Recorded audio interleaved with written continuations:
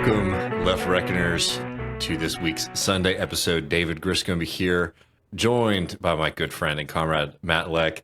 Matt, how you doing, man? I know it's been a very long week for you.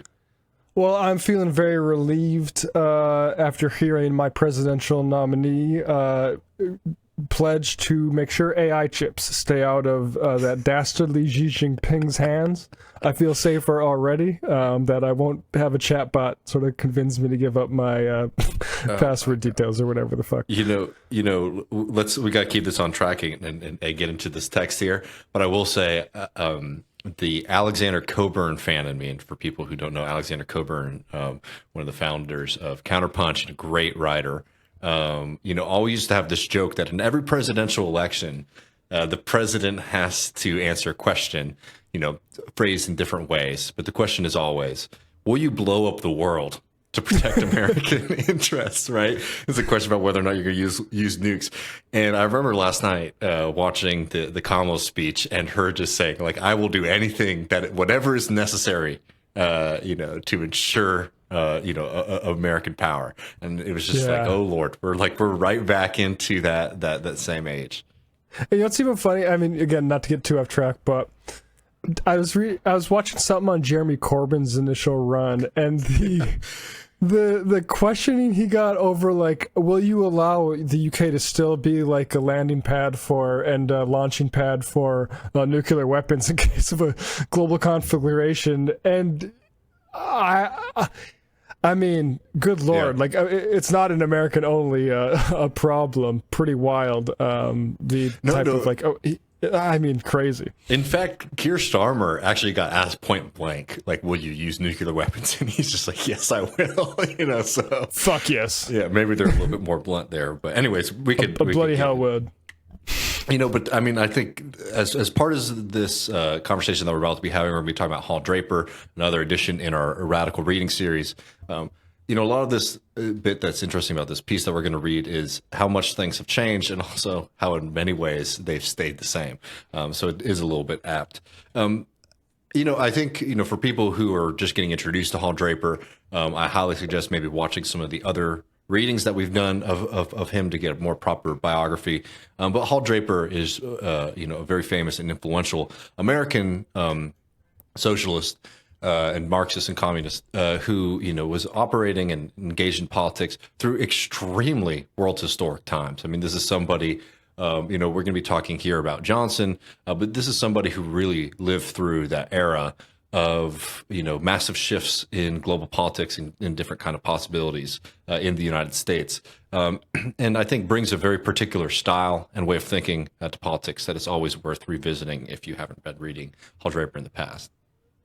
The thing that always appeals to me about, like, good Marxist writers is how much of it seems like common sense, really, and like, or actually just getting down to what's important in these things. And yeah, this is a very interesting piece because, and Draper mentions different periods over which this argument takes place, whether it be during rise of fascism in the 1930s or at this period in '68, which, as we now know, is sort of the end of the New Deal era.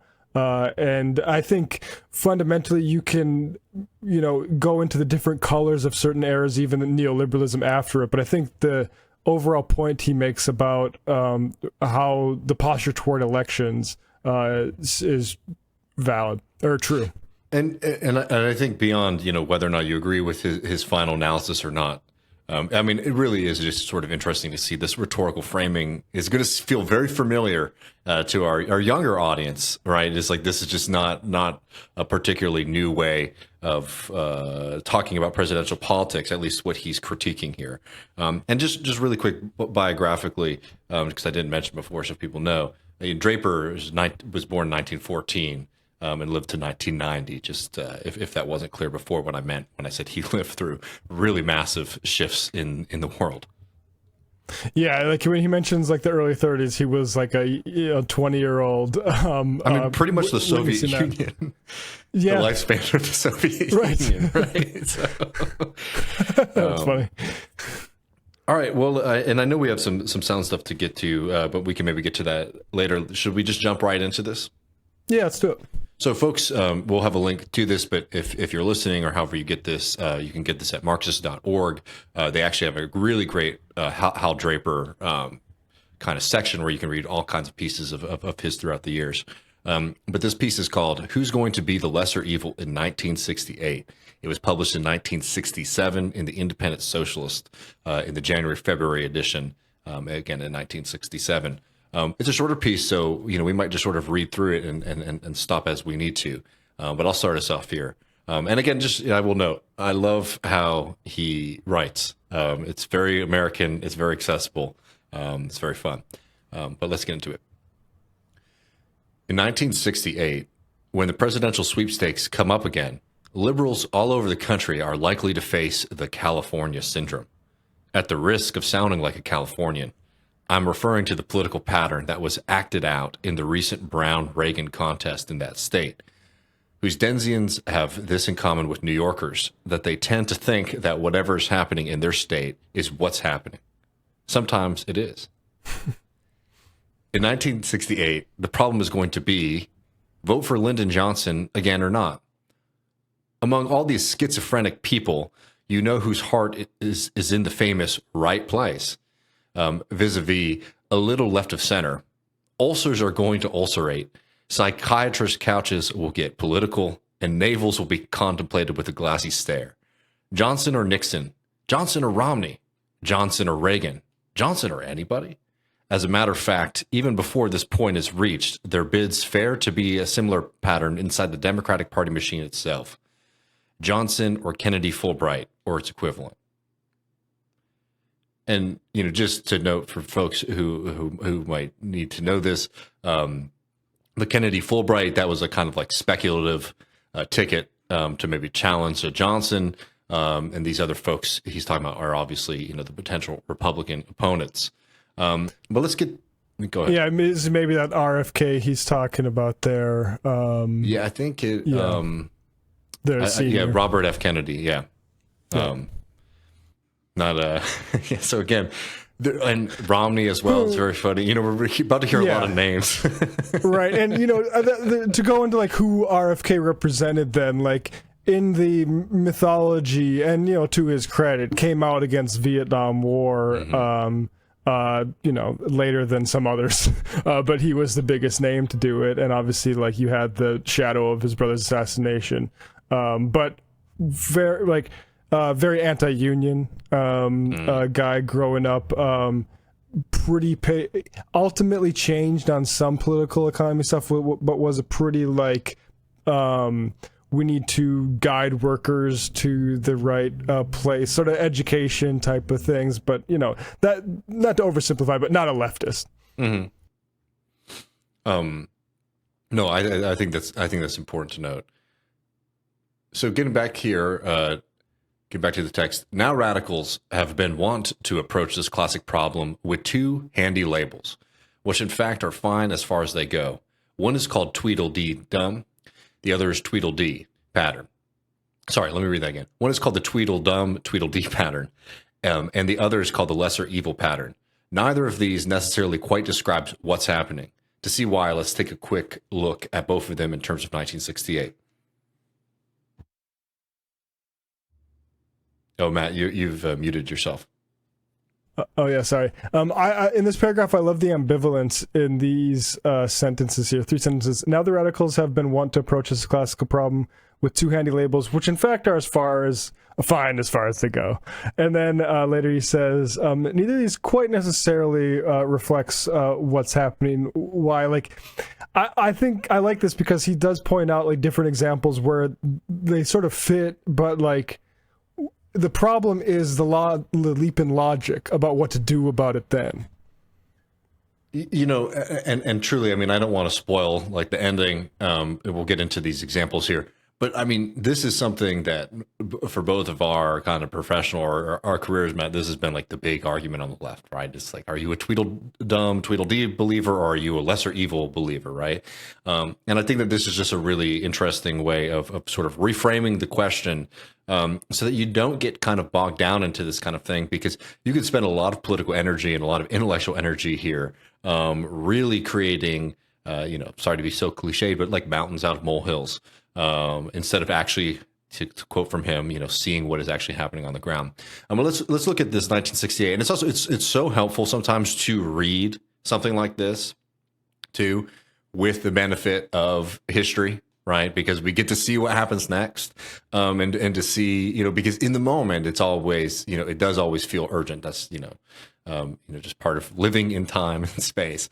But it's very helpful. I was just gonna, one thing that's annoying is I've seen some people look back at this with all the benefit of retrospect and say it's the people who didn't support what would become to be Hubert Humphrey in '68 against Nixon, and don't they feel stupid for letting Nixon in? It's like, no, actually, the point is the problems that are pointed to by all the leftists saying, hey, maybe LBJ shouldn't be doing a Holocaust in Southeast Asia. Like, maybe that's going to be a liability at some point. And maybe September 30th, 1968 isn't early enough to come out against that whole thing. But yeah.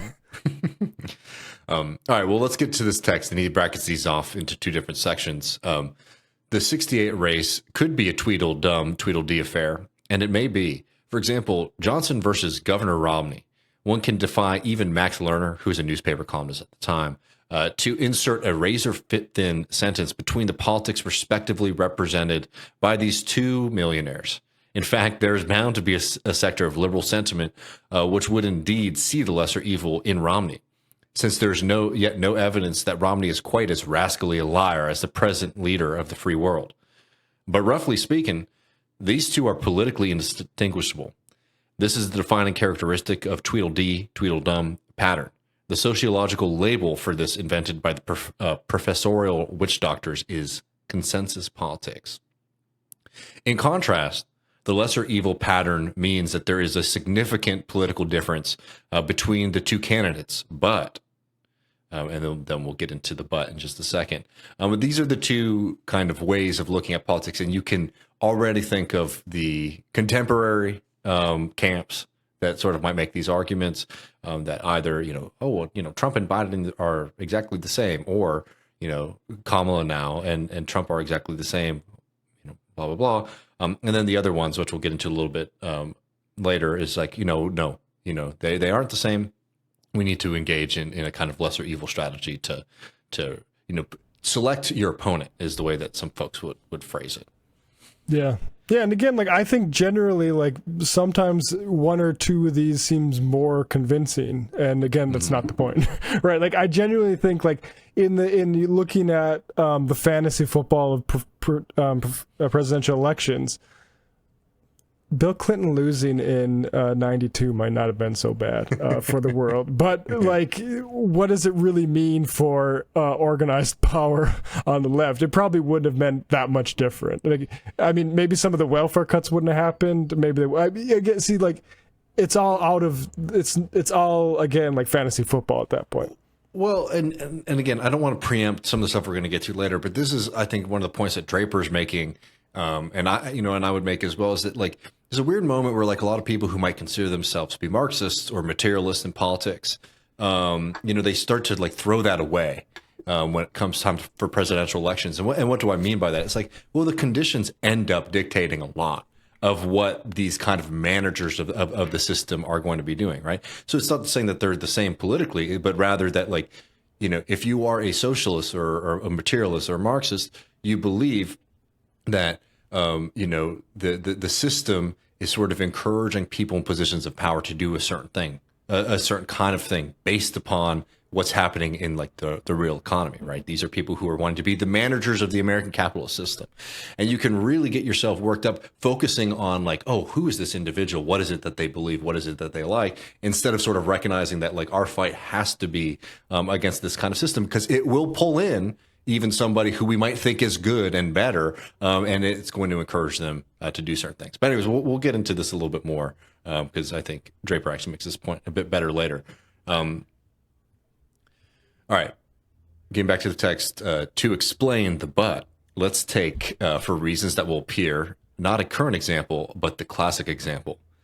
The day after Reagan's election as governor of California, a liberal pro-Brown acquaintance met me with a haggard face and feathered brow, muttering, "Didn't they ever hear of Hitler? Didn't they ever hear of Hitler?" Did he mean Reagan was Hitler? Well, he said darkly, "Look how Hitler got started." A light struck me about what was going on in his head. "Look," I said, "you've heard of Hitler, so let me tell you this. How did Hitler become Chancellor of Germany?" Now, we're going to get into this historical example in just a second, but I will also note, just on the contemporary side, this is a very tortured metaphor, but it's also one that I think can sometimes be misremembered by those on the left, like on the radical left as well, because I think that is something that's notable here. But let's get in here. And what I mean by the radical left, I'm sort of forgetting the line of the Communist Party in Germany at this time too, which is pretty unfortunate. But anyways, let's get into it. My pro-Brown enthusiast was taken aback. Why? He won some election or another, wasn't it? With a terror and a Reichstag fire and something like that. That was after he had already become chancellor. How did he become Chancellor of Germany? Now, don't go away to look it up. In the 1932 presidential election. Sorry, I love that. That is such like a old, like, because like now it would be like don't scroll away from the page, but like in 1968 you have to like shit. Do I gotta go to the fucking library and figure out what this? You have to go pull your Encyclopedia Britannica, and hope that it's somewhat recent, right? Because this is at a time where, like that's just kind of recent history. Oh shit! They don't go into much depth on Hitler's rise to power apparently. Don't go away to look it up. In the 1932 presidential election, the Nazis ran Hitler, and the main bourgeois parties ran von Hindenburg, the younger general, who represented the right wing of the Weimar Republic, but not fascism. The Social Democrats, leading a mass workers' movement, had no doubt about what was practical, realist, hard-headed politics and what was, quote, utopian fantasy. So they supported Hindenburg as the obvious lesser evil. They rejected with scorn the revolutionary proposal to run their own independent candidate against both reactionary alternatives, a line, incidentally, that could also break off the rank-and-file followers of the Communist Party, which was then pursuing the criminal policy of, quote, after Hitler we come, and social fascists are the main enemy. So the lesser evil, Hindenburg won, and Hitler was defeated, whereupon President Hindenburg appointed Hitler to the chancellorship, and the Nazis started taking over. The classic case was that the people voted for the lesser evil and got both. Now, we can keep going here, Matt, but I did sort of want to note that I think that this does get to Draper's point a lot, this historical example.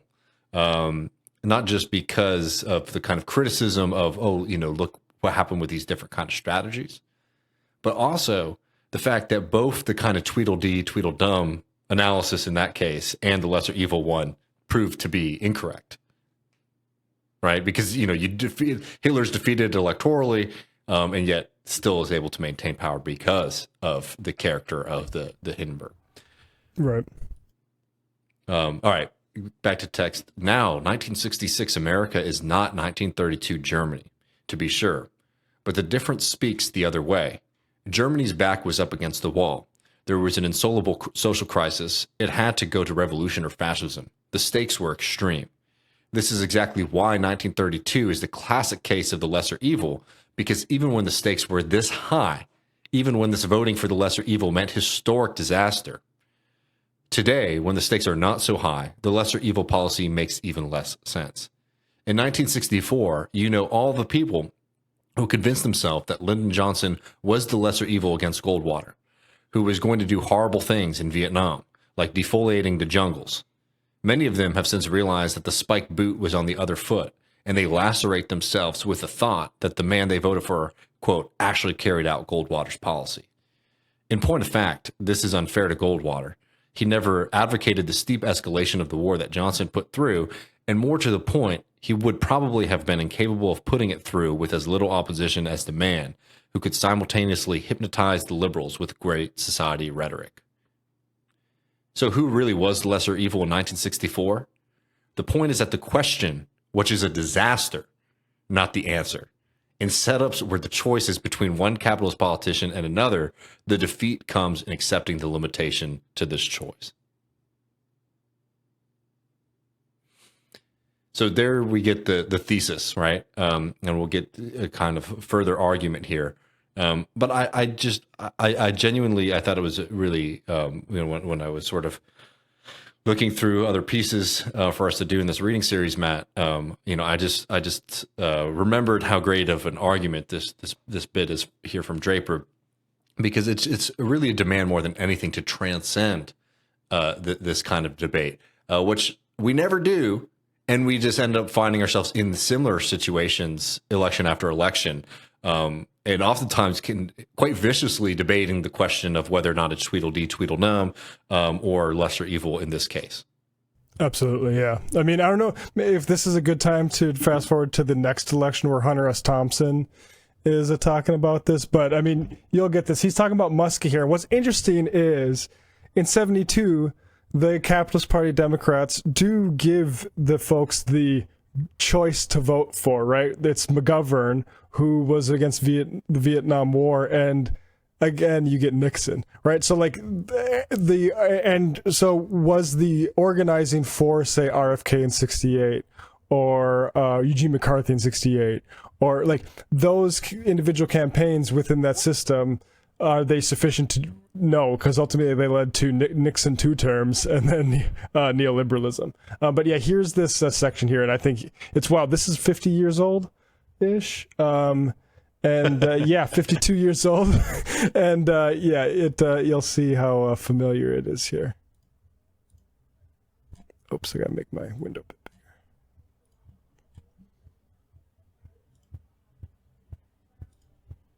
Yeah, put it on human speed for us. What? Yeah. Did you call me a swine? Not me, he said. But this world is full of slander. We spent the rest of the flight arguing politics. Here he's talking with the Muskie staffer. Muskie was Hubert Humphrey's vice president in 68. He is backing Muskie. And as he talked, I got the feeling that he thought he was already at a point where, sooner or later, we would all be. Ed's a good man, he said. He's honest. I respect the guy. Then he stabbed the padded seat arm between us 2 or 3 times with his forefinger. But the main reason I'm working for him, he said, is that he's the only guy we have who can beat Nixon. He stabbed the arm again. If Nixon wins again, we're in real trouble. He picked up his drink, then saw it was empty and put it down again. That's the real issue this time, he said, beating Nixon. It's hard to even guess how much damage those bastards will do if they get in for another 4 years. I nodded. The argument was familiar. I'd even made it myself here and there, but I was beginning to sense something very depressing about it. How many more of these goddamn elections are we going to have to write off as lame but regrettably necessary holding actions? And how many more of these stinking double-downer sideshows will we have to go through before we can get ourselves straight enough to put together some kind of national election that will give me and the at least 20 million people I tend to agree with a chance to vote for something, instead of always being faced with that old familiar choice between the lesser of 2 evils. I have been through 3 presidential elections now, but it has been 12 years since I could look at a ballot and see a name I wanted to vote for. In 1964, I refused to vote at all. And in 68, I spent half a morning in the county courthouse getting an absentee ballot so I could vote out of spite for Dick Gregory. Now, with another one of these big bogus showdowns looming down on us, I can already pick up the stench of another bummer. I understand, along with a lot of other people, that the big thing this year is beating Nixon. But that was also the big thing, as I recall, 12 years ago in 1960. And as far as I can tell, we've gone from bad to worse to rotten since then. And the outlook is for more of the same. Now, people might be familiar with Hunter S. Thompson. Obviously wrote Fear and Loathing in Las Vegas and killed himself because he's depressed about the political outlook of the world in the 2000s. So, yeah, fairly, familiar conversation there. Beyond anything, it really is kind of fascinating to see how much this is a kind of political trope, and I wonder how early this became a trope in American politics. I would love to. I wonder. That's genuinely interesting. Yeah, because like, do you think the Whigs were doing it like before they collapsed? They really might have been. I mean, it definitely seemed like, especially in the turn of the 20th century, there was a lot more openings politically, where people were more willing to just sort of, vote for a socialist candidate or vote for, an independent, at least for president. So who knows? Yeah. Sorry, I just wanted to wrap up that example just so people, if in case I hadn't mentioned, Muskie didn't win that primary. He was the more rational choice. And like I said, McGovern did, who was a senator still, so he's not like some sort of communist. But he was he was the guy who got the anti-Vietnam energy. Mm-hmm. And again, it's, he got his clock clean, in part because the Democratic Party itself and the major leaders of it, like the remaining Kennedys, said, hey, maybe we'll let Nixon take this second one here. He looks like he has it kind of locked up and will fight in 1976, of course. Mm-hmm. Gerald Ford won that election, so best laid plans. No. Ford won. When did Ford? No, Ford didn't win an election. Did he lost to Jimmy Carter? Ford just was president, and then Jimmy Carter, I guess, beat all those guys in 76. But yeah. Yeah. Well, if anybody knows, I know we have a lot of historian listeners, so if anyone knows when that sort of became a trope in American politics, I would actually love to hear that. Yeah. But all right, so going back to the Draper piece now, we've established this argument from him, at least the thesis, and I'll just read this last sentence again. The point is that who was the lesser evil in 1964? The point is that it is the question which is a disaster, not the answer. In setups where the choice is between one capitalist politician and another, the defeat comes in accepting the limitation to this choice. Well, let's get into what he means by that, because it's very true that there's I think the argument that like the question doesn't matter is very interesting. But of course, is the solution here sort of sitting out of politics, not participating in the world, transcending society itself and, going to the woods? No, that's not what Draper's arguing here. So let's get into this section called New Development. For the moment, so much for the lesser evil pattern. But there's an interesting difference between the classic case, Hitler and Hindenburg in 1932, and the Johnson-Goldwater case. There really was a significant political difference between Hitler and Hindenburg. The general himself would have never fascistized Germany. If he called the Nazi to the chancellorship, it was because he believed that the imposition of government responsibility was the way to domesticate the wild-talking Nazis. That the burden of the actually having to run the country would turn the, quote, irresponsible extremists into tame politicians like all the others, in the pattern usually seen, as with Hubert Humphreys. But Hindenburg himself was not a Hitler, and he really was a lesser evil. What the classic case teaches is not that the lesser evil is the same as the greater evil. This is just as nonsensical as the liberals argue it to be, but rather this, that you cannot fight the victory of the rightmost forces by sacrificing your own independent strength to support elements just the next step away from them. This pattern is what has been going on in this country for the last 2 decades. Every time the liberal labor left has made noises about its dissatisfaction with what Washington was trickling through, all the Democrats had to do was bring out the boogie of the right wing. The Lib Labs, liberal labor, would then swoon crying, the fascists are coming, and vote for the lesser evil.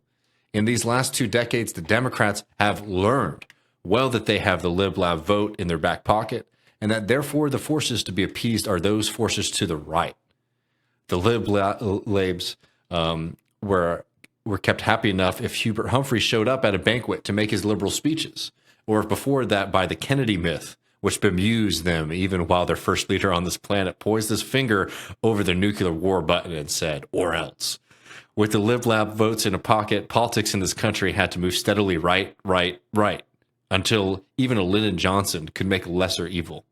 This is essentially why, even when there really is a lesser evil, making the lesser evil choice undercuts any possibility of really fighting the right. Yeah, and again, we'll keep going here, but very notable. I mean, I think you could write a version about this, of the 1980s plus, right? This is just seems to be a continuation in a lot of ways. I also think it's very worrying to me that the main lesson it seems we drew from the rise of Hitler is that like the voters didn't stop him, and not like point. Yeah. A collaboration between like right-wing parties and business leaders to like stop communism, to smash the left. Yeah exactly. Like it's pretty much a thing that maybe would be good to get right. What exactly happened there, especially if we're going to invoke it against George Romney in the 60s. But yeah, it's depressing because you still see that now. It's the problem. Like, look at this the rise of Nazis, and look at all the people cheering for them in the stands. That's the people cheering in the stands we really need to be worried about. It's like, yeah, that's a byproduct of a really evil project by powerful people. But yeah, we could do it to discipline voters, I guess. Yeah, and I think the discipline is the right way to put it.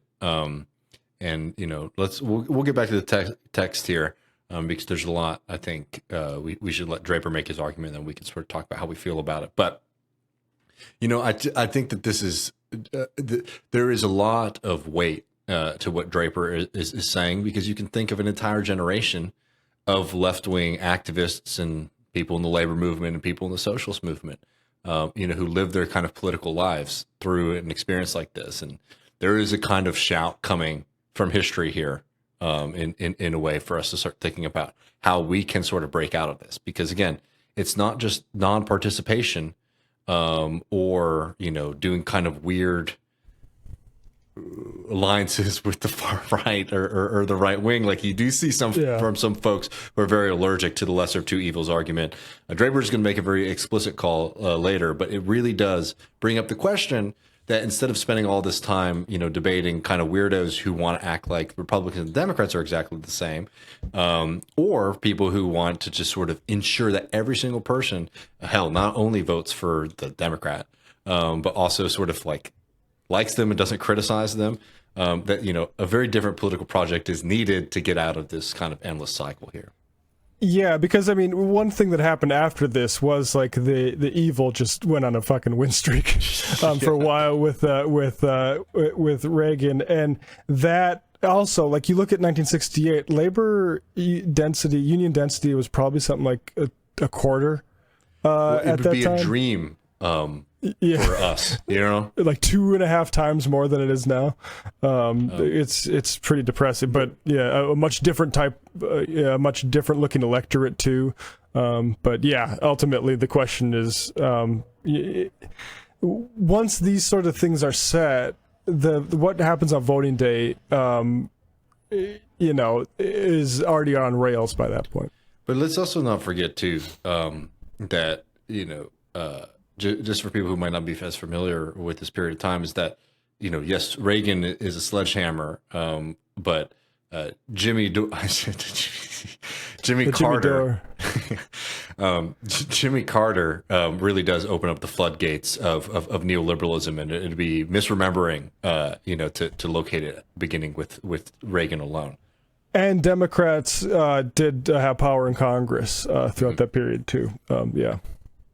All right, but let's keep it moving.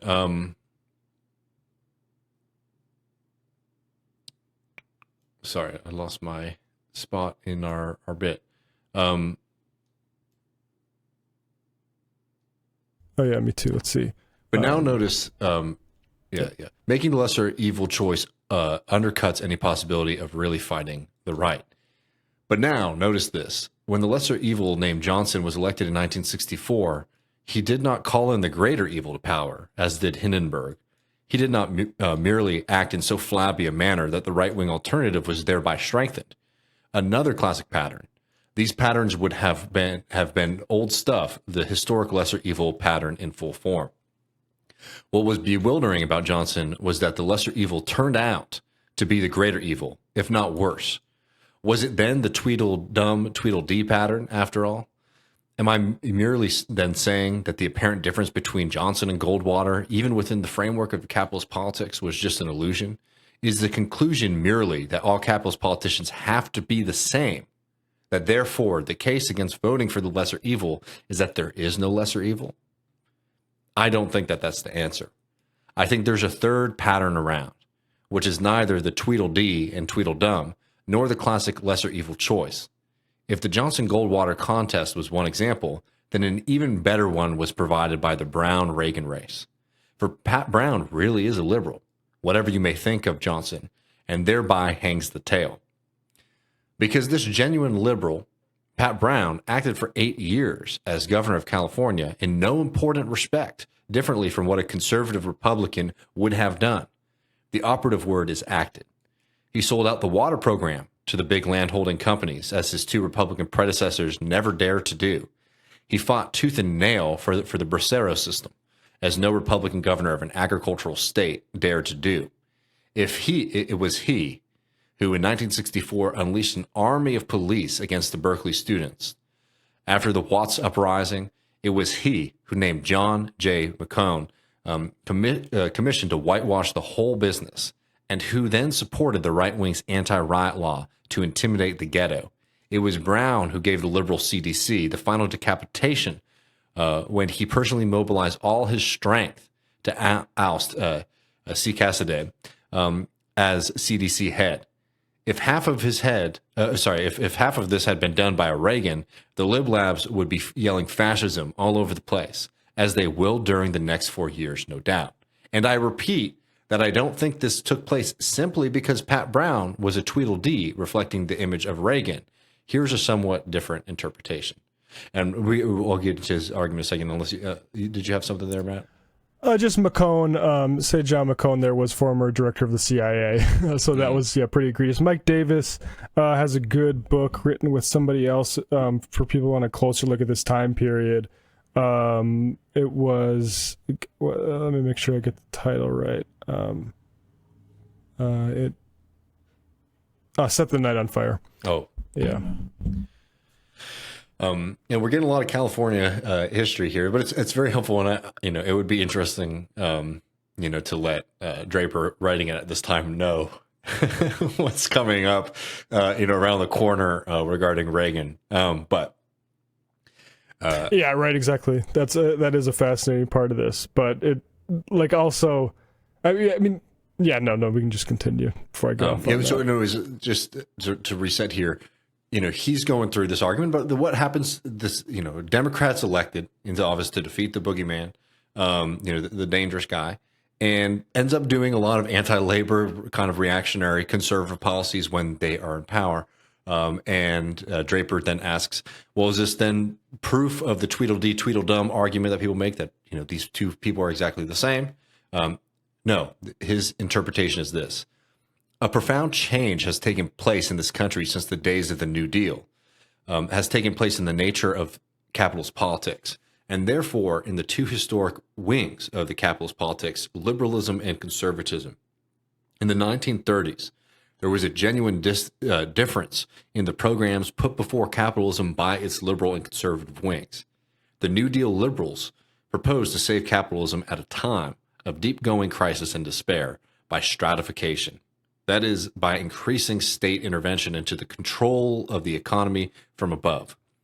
It is notorious that some of the most powerful sectors of the very class that was being saved hated Roosevelt like poison. Roosevelt himself always insisted that a turn toward state capitalist intervention was necessary to save capitalism itself. And he was right.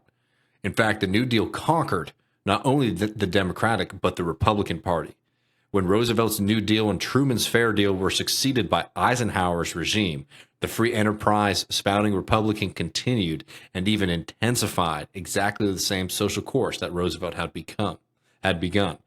This is the reality behind the Birchite charge that Eisenhower is a card-carrying communist. In the 3.5 decades since 1932, and before, during, and after a Second World War, which intensified the process, the capitalist system has been going through a deep-going process of bureaucratic stratification. The underlying drives are being beyond the scope of this article. The fact itself is plain to see. The liberals who sparked this transformation were often imbued with the illusion that they were undermining the going system. Any child can now see that they knew not what they did. The conservatives who denounced all the steps in this transformation and who had to be dragged kicking and screaming into the new stage were also imbued with the very same illusion. But even Eisenhower, who has never been accused of being an egghead, and who, before being nominated for the presidency, made exactly the same sort of free enterprise hurrah speeches as Reagan was paid to make for General Electric, even he was forced to act in the highest office, no differently from a New Deal Democrat, because that is the only way the system can now operate.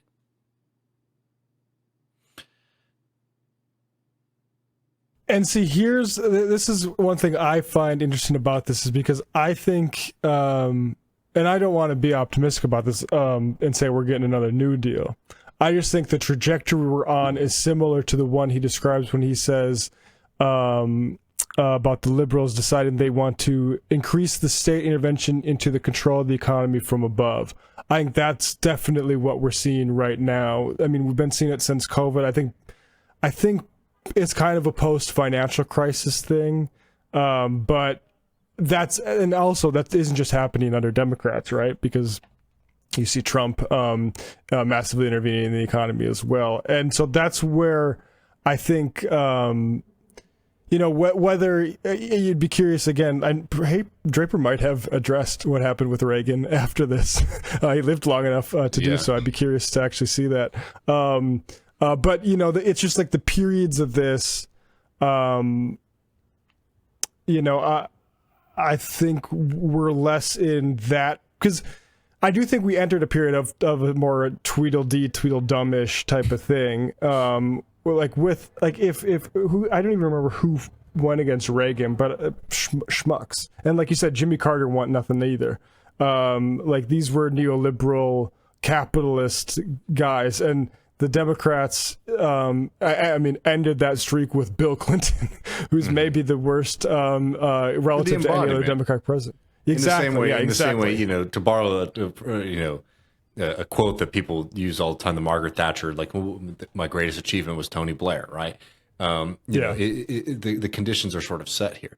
And I think the Trump example, Matt, truly highlights this, is that, yes, there's 100% a pretty significant difference, I think, between what maybe you would have gotten from a Hillary Clinton COVID response versus a Trump COVID response. But I don't think as big as you might expect, right? I agree, because the conditions, even though Trump is, this kind of big business Republican Party character, surrounded by a bunch of those freaks in his ear, they recognize this is what we have to do in the situation, in the same way that the conservatives in the United Kingdom did, right?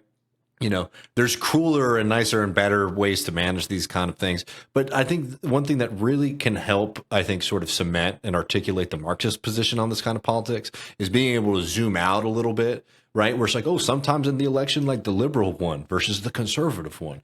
But look at the trajectory of Europe and the United States and Canada over the past 100 years. And you can see very fundamental similarities between the effects that the global economy has on domestic national politics. And this is what we're getting into with Draper. And I think that this is where I think a lot of the conversations that we've been having, Matt, in relation to some of the things that are going on politically right now in the U.S. is sort of hoping and trying to articulate that, like, to a lot of our friends who might be considering, who might consider themselves socialists and Marxists, et cetera, to really start doing that work of understanding what it means to sort of analyze and recognize the world in those terms. Because that is going to fundamentally, so it's something different from just thinking that like, oh, I like Medicare for all, or I like social welfare programs or things like that, and recognizing why this kind of viewpoint is a very important thing to be able to build a politics that can change the system. Because one of the fundamental realities that we're up against here, and that Draper's talking about, is that there are going to be conditions that are going to impose themselves on the political world, right? Regardless of if it's a Republican or a Democrat in control. I think one of a quote and a perspective that I really appreciate is something from the great Leo Panitch, who's been a massive influence on me in the way that I think about politics. And he sort of chides and criticizes a kind of vulgar Leninist view of politics that you see a lot of leftists will make this kind of argument, right? It's a famous Lenin quote where Lenin says, the government, right, is basically just the executive committee of the bourgeoisie, right? And basically the argument there is that like the capitalists, they impose their will on the state.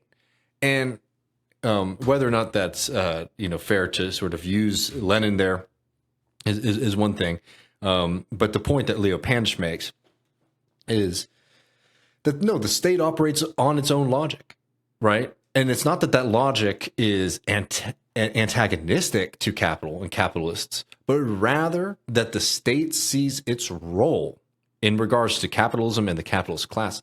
The state sees its role to protect and to maintain conditions that are viable for capitalist reproduction, right? To maintain the system of capitalism. So sometimes that might mean coming after the railroad companies if they're charging too much to ship things across the United States, right?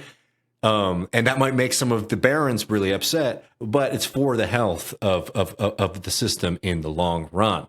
And this is, I think, a really fundamental thing to understand about politics and capitalists, because instead of sort of seeing it as like, I don't know, that they're basically getting the phone call from the capitalist bloc and they're doing what they're told. That's just not how the state operates.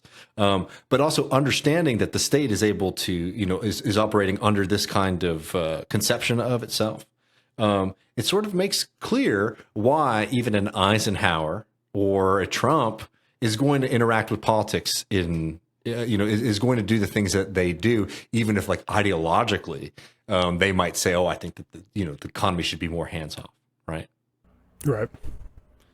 Yeah, those are funny examples because they both came from not Republican politics, but true. but anyway, it's not that important. I mean, I more think of them as like bookends. I think that like Eisenhower, is coming towards the end of the FDR, and I think Trump, in his own way, is the kind of president at the end of neoliberalism, and whether or not that's he's what's coming next is going to be better or worse is still to be determined. Yeah, well, exactly. It's like, because I mean, our boy Bronco March Cheech was on Democracy Now! Earlier this week, and he made the point with walls, which was like, I think the very safest thing you can say about that selection, which is that previously the things he signed would have been treated as a liability to get that position. And I think it does say, again, like where we are in terms of how the government sees its need to intervene in the economy, and then who's it going to do it for? Because like, the corporatization, I think like that's why somebody like Gore Vidal considered FDR fascist, because of that corporate control. It's obviously a very huge concept, the New Deal, and like farmers themselves, or farmers specifically, were able to fight the sort of corporatization of it briefly. I mean, that later came under Reagan, but briefly because of farmer labor populism that came with the actual New Deal itself. But overall, I think the impulse is clear that every once in a while, Uncle Sam needs to like straighten things up a little bit. And then, you can go a period of just starving people as things, run along on skates. Mm-hmm. Well, let's give Draper his due here. He has his final argument, and then we can sort of analyze it. The last bit is called Fruits of Lesser Evilism. Under the pressure of bureaucratic stratified capitalism, liberalism and conservatism converge. That does not mean they are identical or are becoming identical. They merely increasingly tend to act in the same way in essential respects, where fundamental needs of the system are concerned. And just as the conservatives are forced to conserve and expand the stratified elements of the system, so the liberals are forced to make use of the repressive measures which the conservatives advocate, because the maintenance of the system demands it. Just as when Truman vetoed Taft-Hartley and then invoked it against striking workers, what is more, because the liberal politicians can point a warning finger towards the right, and because the lib labs will respond to it, they are even more successful than the conservatives in carrying out those measures which the conservatives advocate. It is not necessary to claim that even that pitiful man, Hubert Humphrey, is merely a hypocrite. No, I fully believe, myself, that he is as sincere liberal as the next lib lab specimen. It is the liberalism which requires the examination, not Humphrey's morals. Nor was that even more pathetic man, Adlai Stevenson, simply a rascal when he found himself lying like a trooper at the United Nations in the sight and knowledge of the whole world. So beside Tweedledee and Tweedledums, and besides the lesser evils, who really are different in policy from the greater evils, we increasingly are getting this third type of case. The lesser evils who are as executors of the system find themselves acting at every important juncture exactly as the greater evils, and sometimes worse. They are the product of the increasing convergence of liberalism and conservatism under the conditions of bureaucratic capitalism. There never was an era when the policy of the lesser evil made less sense than now. That's the thing to remember for 1968 as a starter. Yeah. I mean, there's a lot we can sort of note there. I know we've been sort of pausing as we go, but I think, just in quick summation, that, the argument here is, I think he creates a very good topography of the argument.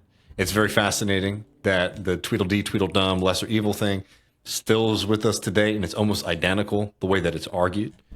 I think that his argument here is really well done in the sense that, it's true that in some cases there is a lesser and a greater evil, and there are also some cases where sometimes they're the same. But, in sort of reframing the question in a kind of historical way, it helps us understand that, no, I think that more than anything, it's important to actually build up independent power, because there is no inner, and I think this is why it gets so frustrating right now, and I'll throw to you right after this, Matt, but this is why people get so frustrated at election time, I think, in our neck of the woods, in our kind of political coalitions that we're in, Matt. Because this is where you really feel the lack of independence. This is where you really feel the lack of power. And some folks feel the need that I'm going to be able to influence this. I'm going to be able to do something. When I think that, what Draper's saying is that no, we need to be able to do this. We need to be able to influence politics. But without these kind of independent institutions, we're kind of powerless, and deluding yourself into believing that you are influencing these things by taking any kind of course of action of the Tweedledee, Tweedledum, or the reprehensible actions of, what some of the folks are saying around Hitler, or even with the lesser evil voting, is we're diluting our movement. And at worst, in the case of actually having some form of an independent labor movement, an independent socialist movement, and sort of falling into the trap of both of those kind of analysis, is sacrificing your power and ability to influence politics. So I think this is where people get upset, because they're like, what's the call? Well, the call, unfortunately, is that we have to be able to build up, these kind of independent institutions and a party, right? A party. Right. Because I think, one of the frustrating angles is people who take the accelerationist lesson from this, which I think would be massively misunderstand Draper. But again, there are certain the one thing I could quibble with is that the liberal who could do more. How long did that? Bill Clinton, I think, is a good example of that. So I don't want to discount that at all. I think Reagan Reagan's anti-labor thing was probably not something that a Democrat could do in that context, but it would have been interesting to run that experiment, because there probably would have been something in the 80s that would have been probably maybe not as bad as like the air traffic controllers thing, but I do agree with Draper to the extent that there probably would have been something, and we probably would not still have the 25% labor union participation rate if only Jimmy Carter won his second term, and then somebody even better came in '84. The living standards of the working class were too high to maintain like the kind of capitalist exploitation that is demanded by the ruling class in this country and in countries all across the globe, which is why that was a period of time when you saw the post-war truce just being fucking ripped up, right, and class war really intensifying. Yeah, I mean, I hear you. I mean, I think that there's probably different versions of the Reagan years in the United States, and maybe America is able to maintain more of its labor movement and more of the kind of New Deal protections. But the general thrust of it, I think, was kind of pre-written, unless you have somebody who actually wants to take on that class in the system. Exactly, because you see this now they just build on each other, right? Because you can point to things like, okay, Biden reined in the drone warfare, but Obama really like broke the lid on that thing, and then Trump was just able to and likewise Trump instituted Title 42. You see a massive outpouring, like he points to about the Lib Labs calling it fascism. Damn. Yeah, again, like I just can't get over the fact that the problem with fascism is the goddamn voters. Let the world down, but it's really it's infuriating. And last thing I'll say is just a quick note, because I think sometimes people hear these things as like being overdetermined. And what I mean by that is don't mistake what Draper and what we're saying about like, hey, in these different scenarios, if there's a Republican in the seat versus a Democrat in the seat, vice versa, similar kind of things would have happened on those kind of larger heights of the economy, is not to say that like there's no agency or politics or ability to influence them, but rather both of the parties, being the liberal and the conservative wing, this isn't just me slandering them. This is how they describe themselves. Nancy Pelosi recently, we are a capitalist party, and I don't need to find a quote from the Republicans for them to say that about themselves. Both of these political institutions, have the same kind of relationships to that class, the ruling class in this country, which is why they acted the way that they do. And that's it. So the point is not that it's like, the world is predetermined and nothing can change, right? Unless it's sort of written in the seeds of the economy. But rather, if you are a politician and, who is in a capitalist party and wants to maintain the capitalist system, you are going to take a certain road because it is the way that the system is sort of pushing you and encouraging you to be. Sometimes is outside of the ideology of even the party that you're a member of, which is the kind of fascinating thing. But if you look at American history, that tends to be the reality of how folks interact with politics. Yeah, absolutely. Anyway, so there's Hal Draper, a real thinker, who has a lot of very interesting things to say about American politics, and hopefully can elevate our understanding of contemporary times than some of the, childish discourse that we see. Be nice if we could like Matrix style like lock into people's brainstems and force them to just read through this argument before bashing their head against the wall. Yes, please, sir. And not to reopen it, Matt, but I'll just say this: is that like what's so goddamn annoying about this fucking debate that pops up all the time is the way that certain positions get coded on the Tweedledee, Tweedledum, and the lesser evil side is like the lesser evil side is the more conservative position, and the Tweedledee, Tweedledum side is the more radical and left-wing position, right? And it's absurd on its face on both levels. And what's so annoying is you get people really spending a lot of time, and it can be quite fucking destructive to the political movements that we're trying to build on this kind of thing.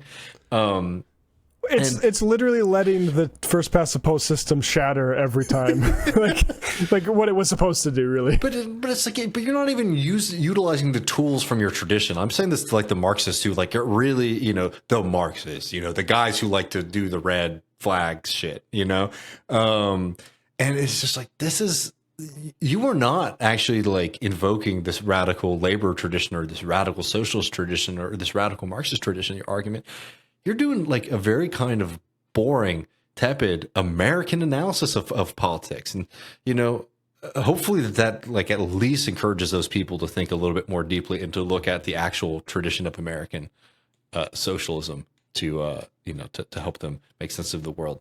I have a feeling Inshallah. it probably that call will probably not be heeded, but you know, one can hope.